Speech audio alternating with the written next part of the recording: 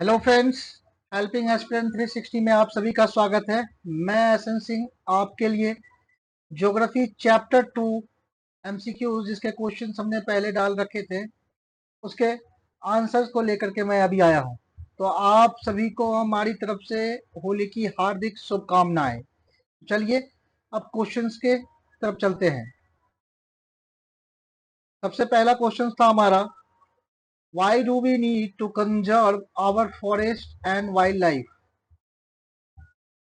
तो option A है to preserve the ecological biodiversity, for maintenance of ecological balance, for maintenance of aquatic biodiversity, and option D so that we are able to over extract plants and animal resources.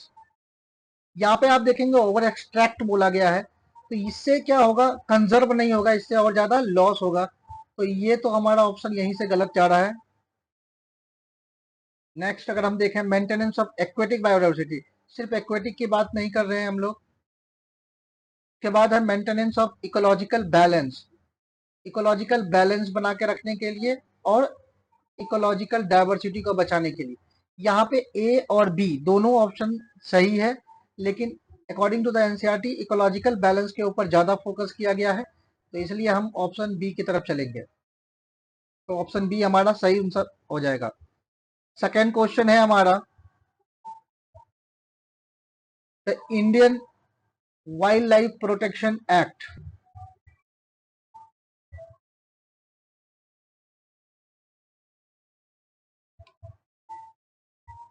The Indian wild life protection act was implemented in, Indian wild life protection act कब implement किया गया था? ये जो है हमारा एक तरह से लैंडमार्क एक्ट है इंडिया के लिए। ये स्टैब्लिश हुआ था for the protection of plants and animal species, and इसी एक्ट के अकॉर्डिंग हंटिंग को बैन किया गया था। इसी एक्ट के अकॉर्डिंग हंटिंग बैन हुआ था। तो आप लोग देख रहे होंगे 1972, 1971, 2010 एंड 1982। इसका सही आंसर है 1972। नेक्स्ट क्वेश्चन है हमारा, which is not a threat to tiger population in India. इसमें से कौन सा ऐसा जो है टाइगर पॉपुलेशन के लिए थ्रेट नहीं है? अगर हम टाइगर की पोचिंग करते हैं, यस पोचिंग करेंगे तो उसके लिए थ्रेट है, इसलिए ये गलत हो जाएगा। हैबिटेट के, उसके हैबिटेट को अगर हम श्रिंक करते हैं, छोटा करते हैं, तो भी उसके लिए प्रॉब्लम है। अगर टाइगर के स्किन को ट्रेड करें तो भी प्रॉब्लम है।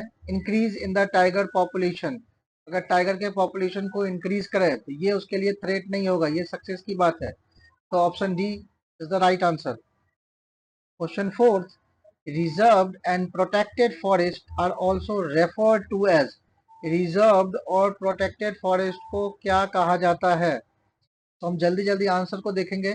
Option A permanent forest state, option B open forest, option C mangrove, and option D is the, यहाँ थोड़ा सा कट रहा है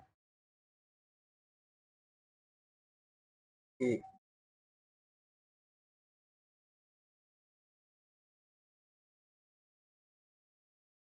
option D is the unclassed forest.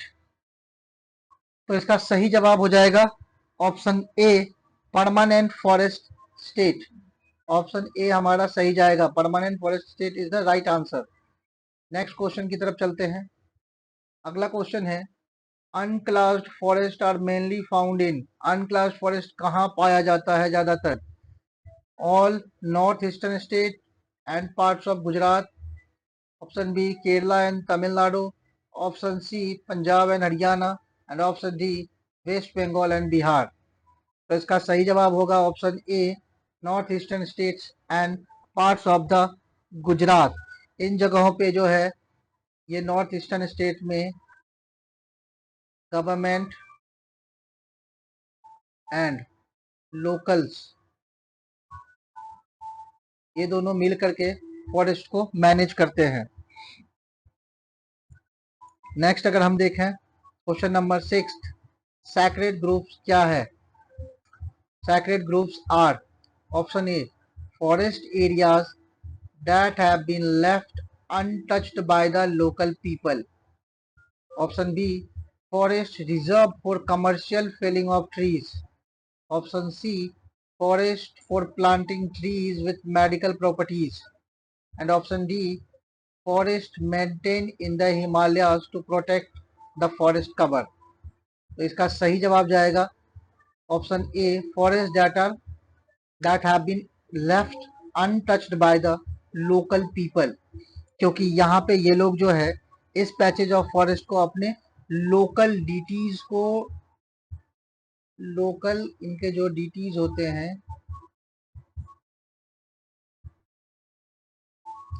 ये अपने लोकल डीटीज के लिए इसको डेडिकेट करके रखते हैं, dedicated to the local deities. तो ये वाला फॉरेस्ट एरिया को सैक्रेड ग्रुप्स बोलते हैं।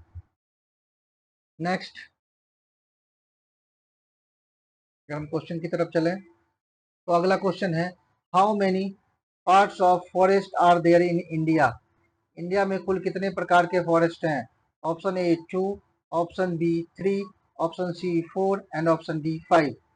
तो इसका सही जवाब हो जाएगा ऑप्शन डी 5।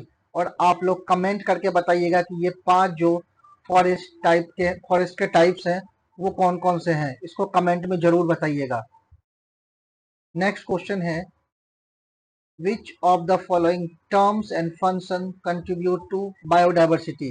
इसमें से कौन सा टर्म्स और फंक्शन जो है वो बायोडाइवर्सिटी को कंट्रीब्यूट करता है? Option A micro organisms, option B wildlife, option C domestic animals. तो इसका सही आंसर हो जाएगा option D, all of the above, क्योंकि जितने भी लिविंग ऑर्गेनिजम्स हैं,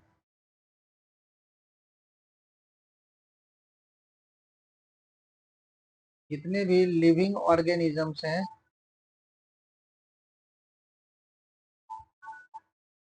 वो सारे के सारे कंट्रीब्यूट करते हैं बायोडाइवर्सिटी में। याद रखेंगे, सिर्फ और सिर्फ हम यहाँ पे लिविंग ऑर्गेनिज्म की बात कर रहे हैं, उसमें चाहे स्मॉलेस्ट बैक्टीरिया हो या बड़ा से बड़ा मैमल हो या फिर कोई डोमेस्टिक ब्रीड का हो, वो सब तो सिर्फ लिविंग ऑर्गेनिज्म हमारे बायोडाइवर्सिटी में कंट्रीब्यूट करेंगे।